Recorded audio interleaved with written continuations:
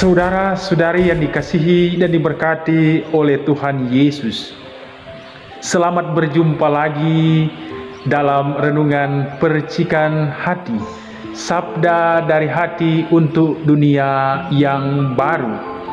Hari ini tanggal 9 November, kita merayakan pesta pemberkatan Gereja Basilik Lateran.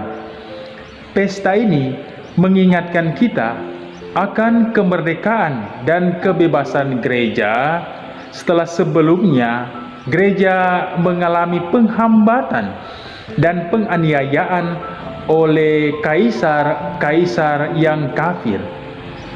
Pesta ini ditandai dengan pemberkatan Gereja Basilik Lateran. Saudara-saudariku yang dikasihi Tuhan, bacaan Injil hari ini menceritakan tentang Yesus menyucikan bait Allah. Yesus memarahi dan mengusir para pedagang-pedagang dan penukar uang di bait Allah.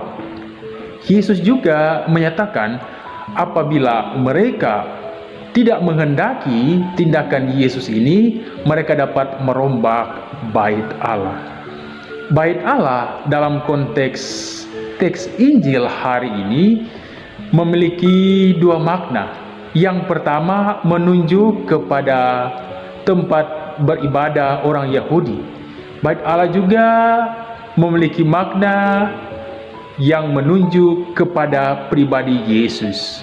Yesus menyucikan bait Allah dalam arti fisik, yaitu Yesus mengusir dan juga memarahi orang Yahudi dan pedagang-pedagang dan penukar uang yang salah memfungsikan bait Allah.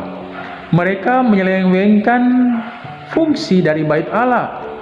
Mereka menggunakannya sebagai tempat untuk mencari keuntungan, tempat untuk mencari keuntungan secara materi.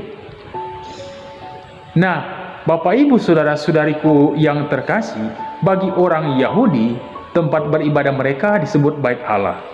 Sedangkan kita bagi orang Kristiani, tempat beribadah disebut gereja. Nah, gereja memiliki dua makna.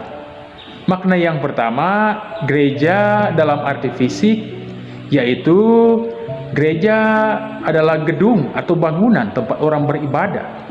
Makna yang kedua, gereja dalam arti rohani, menunjuk kepada persekutuan orang beriman yang sudah dibaptis dan percaya dalam nama Yesus.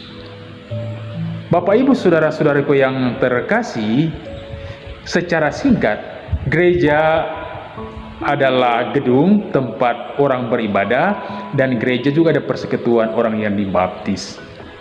Apa makna sabda Tuhan hari ini pada pesta pemberkatan Gereja Basilik? Ada tiga makna.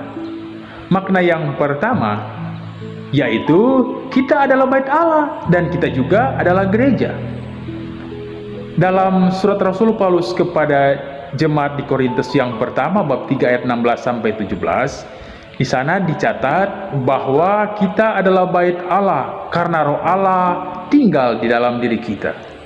Kita adalah gereja karena kita adalah orang yang percaya dan satu persekutuan dengan Yesus sebagai kepala gereja.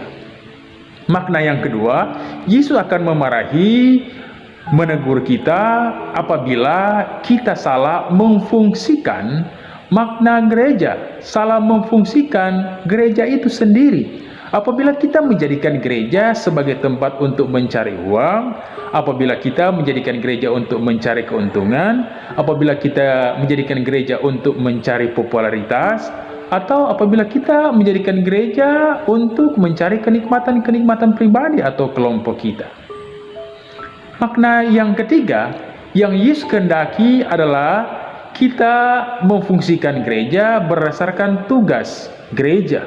Yakni tugas gereja ada 5: menguduskan, mewartakan, melayani, persekutuan, dan kesaksian martiria. Kita diminta untuk berusaha menguduskan diri kita, keluarga kita, lewat doa pribadi, doa bersama, dan juga lewat liturgi atau lewat sakramen-sakramen gerejani. Kita juga diminta untuk menjadi pewarta Tuhan, pewarta Injil, pewarta kebenaran, pewarta hal yang baik, bukan menjadi pewarta penyebar berita bohong atau hoax. Yesus juga meminta kita untuk melayani, saling melayani di dalam keluarga dan juga dalam masyarakat. Yesus meminta kita untuk selalu bersekutu di dalam doa bersama, juga di dalam persekutuan, kelompok-kelompok kategorial, juga di gereja, di stasi atau wilayah rohani. Yesus meminta kita untuk menjadi saksi, menjadi teladan, menjadi contoh sebagai orang beriman di tengah keluarga dan masyarakat. Semoga pesta pemberkatan gereja Basilik ini memberikan kita berkat dan juga kita mampu melaksanakan apa yang Yesus kehendaki. Semoga demikian. Amin.